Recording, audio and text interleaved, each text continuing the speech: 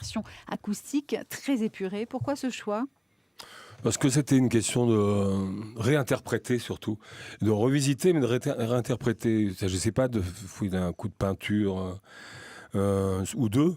Sur les titres, on les a complètement réanalysés et réinventés, oui, c'est ça. On y retrouve 14 de vos plus grands titres. Vous les avez choisis comment ? Parce que ça, c'est pas évident non plus dans ce répertoire. Vous devez avoir plusieurs centaines de chansons. Oui, non. Comment on a fait ? Alors voilà, on les a écoutés, et puis finalement, la Grande Marée s'imposait, Saint-Étienne s'imposait, Noir et Blanc, différemment. Je pense que Trafic, vu comme ça, c'est intéressant. C'est-à-dire qu'au lieu d'être au premier degré dans l'interprétation, de toute façon, Trafic, c'est pas une chanson au premier degré, mais quand même, quand ça grimpe à l'octave, je chantais fort. Et là, j'ai chanté tout en douceur, ce qui donne plus de force, je pense, et au texte et à ce que ça raconte. Et heureusement, vous avez gardé Les Mains d'Or, qui est pour moi une de vos plus belles chansons, que j'adore. On l'écoute en version acoustique. D'accord. J'ai passé ma vie là, dans ce laminoir, mes poumons, mon sang et mes colères noires. Horizon barré là, les soleils très rares, comme une tranchée rouge saignée sur l'espoir. Ce texte sur la vie ouvrière, il résonne toujours de la même manière pour vous qui avez justement été un jeune ouvrier à la manufacture d'armes de Saint-Étienne ? Ouais, j'étais là, puis j'étais dans les laminoirs aussi. D'ailleurs, c'est marrant parce que cette chanson-là est reprise dans tous les piquets de grève de toutes les usines en général, parce que c'est quand même pas fini. Ce problème-là, il a augmenté, au contraire. J'ai écrit ça il y a 20 ans, hein, Les Mains d'Or. Et vous l'avez écrite à l'occasion d'un mouvement de grève particulier, de quelque chose qui s'est passé dans le monde ça s'est ouvrier passé en France ? en Lorraine surtout. Je soutenais le mouvement des Lorrains, enfin de la sidérurgie lorraine depuis 80. Ça a commencé à décliner à partir de ce moment-là.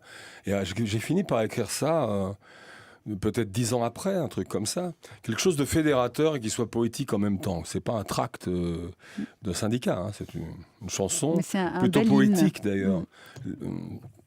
Forger l'acier rouge avec mes mains d'or. Je pense qu'au niveau de la métaphore, c'est intéressant. Alors, je pense que des gens s'y sont retrouvés autour. C'est un hymne, mais qui reste poétique, comme pouvait l'être Le Temps des Cerises, par exemple, en son temps. Ah, tu ne peux pas comparer avec Le Temps des Cerises, c'est quand même un peu différent. Pas.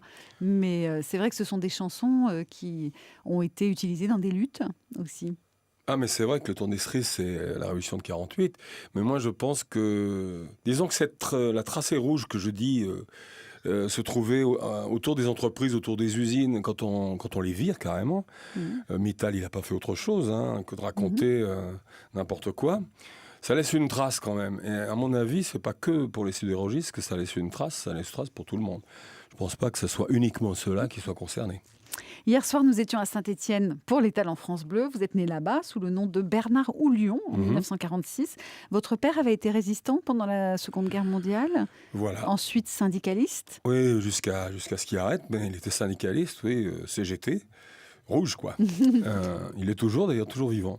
Il vous racontait ce qu'il faisait pendant la résistance ? Non. Pas du tout. Il n'en a jamais vraiment parlé. Vous savez, ce genre de personnes, cet âge-là, ils ne racontent pas beaucoup leur guerre. C'est pas du tout. Ils ont une grande pudeur. Et puis en même temps, je pense qu'ils veulent oublier. Quand on était môme, on n'a jamais assisté à ça. Sur le tard, maintenant, de temps en temps, ça, ils nous expliquent des trucs. Mais c'est plutôt. Mais à l'époque, c'était difficile. Votre maman était institutrice. Et ce sont vos parents qui vous ont donné à la fois le goût des rythmes tropicaux, curieusement à Saint-Étienne, eux aussi, ils aimaient ça déjà, de la musique classique et de la poésie à la fois. Ouais, mon père avait besoin de soleil, donc il écoutait du jazz surtout, et puis de la musique cubaine, et de l'opéra. Et ma mère écoutait beaucoup de classiques, effectivement, elle lisait énormément, les deux d'ailleurs. Mais ma mère lisait plutôt de la poésie. C'est comme ça que j'ai découvert Baudelaire, très jeune, ou Prévert, ou d'autres, Apollinaire. Et oui, je pense que cette osmose-là, le fait de naître dans une ville très ouvrière, où la culture était très limitée à l'époque, bien qu'il y ait Planchon et Jean Dasté qui montaient des compagnies qui jouaient Brecht dans les usines. Je parle des Tréteaux de France, avant Jean Villard, même, en même temps, je crois. Ça m'a donné envie de ça. Après, surtout, j'avais envie de m'en aller. De tracer votre route, Ouais. de vous en aller et de « je veux m'enfuir ». Est-ce que tu rêves de moi ? Non, je ne connais pas les paroles par cœur, mais Oui, bref. mais c'est pas du tout le cas. C'est pas le même contexte du tout. Non. Petit, vous avez eu une grave maladie, Bernard Lavilliers, une congestion pulmonaire. Pardon. Ouais, c'est une pleurésie, disons, un truc assez complexe Pardon, au je vais poumon. reprendre juste. Ouais. Petit, vous avez eu une grave maladie, Bernard Lavilliers, une congestion pulmonaire, ou un problème au poumon. Ça vous a obligé, ainsi que votre famille, à quitter Saint-Étienne pour aller vivre en banlieue, loin de la pollution, Même pas en banlieue, à la campagne. à la campagne. Puisque la banlieue n'avait pas encore rejoint la campagne à ce moment-là. Donc c'était la campagne, oui. Et c'est là que je me suis retapé, d'ailleurs, de toute façon. Et j'ai appris beaucoup de choses en allant pas à l'école dans cette campagne. Parce que je prenais le chemin pour y aller, mais Mais j'allais vous n'alliez pas à ailleurs. l'école. Non. Alors, qu'est-ce qui a fait de vous un petit délinquant ? Allez, on va le dire comme ça, Bernard Lavilliers, à cette époque-là, puisque à 15 ans, vous faites un séjour en maison de correction. C'était le contexte aussi. Je pense qu'on était dans des cités. On parle des cités aujourd'hui, c'était la même chose. Hein.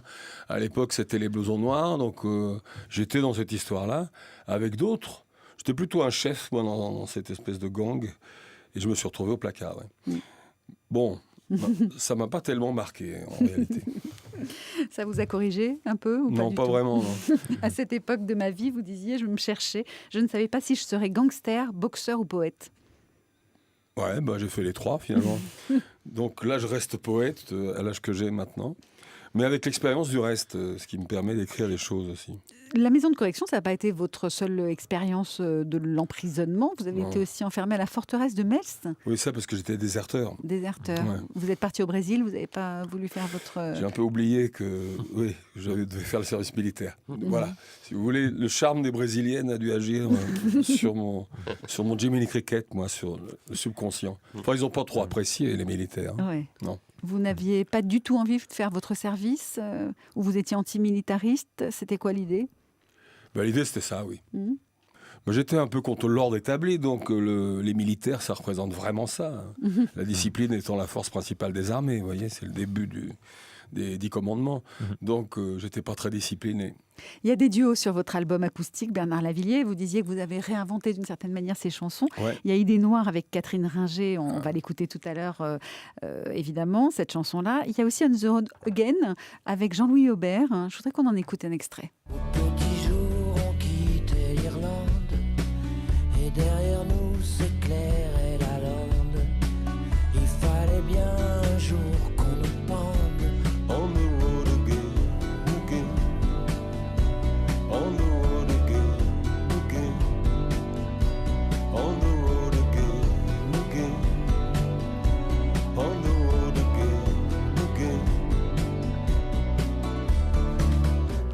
Bernard Lavilliers avec Jean-Louis Aubert. C'est agréable de faire des duos quand on a envie de retravailler ses chansons. Ça aussi, mais on est en année barrée ensemble, pratiquement à un an ou deux près, hein, avec téléphone. Ouais. Donc, c'était un peu normal que je m'adresse à Catherine et à lui en premier. Parce qu'autrement... Catherine Ringer aussi, c'était dans ces années 80, le début des années 80. C'était un peu après, mais finalement, le style d'Erita Mitsoko à l'époque était assez proche de ce qu'on faisait. Disons qu'on pouvait s'apprécier. Entre nous, on était assez d'accord et on était assez complices. J'ai déjà fait des duos avec Catherine. Et puis Jean-Louis, on the road again, il est comme moi, il est tout le temps en train de faire des tournées, lui. C'est un grand malade des tournées. Donc là, il y est en même temps que je suis. Là. Ça m'a fait plaisir qu'il vienne entre deux répètes, parce qu'il était assez fatigué d'ailleurs ce jour-là, mais il est quand même venu. Il y en a un autre que je voudrais vous signaler aussi, c'est Fahad Freddy. Absolument, on va l'écouter tout à l'heure, le duo avec lui. Merci Bernard Lavilliers. Évidemment, vous restez avec nous jusqu'à 13h30 aujourd'hui dans France Bleu Midi Ensemble. Et dans un instant, c'est Allô les stars avec Thierry Garcia.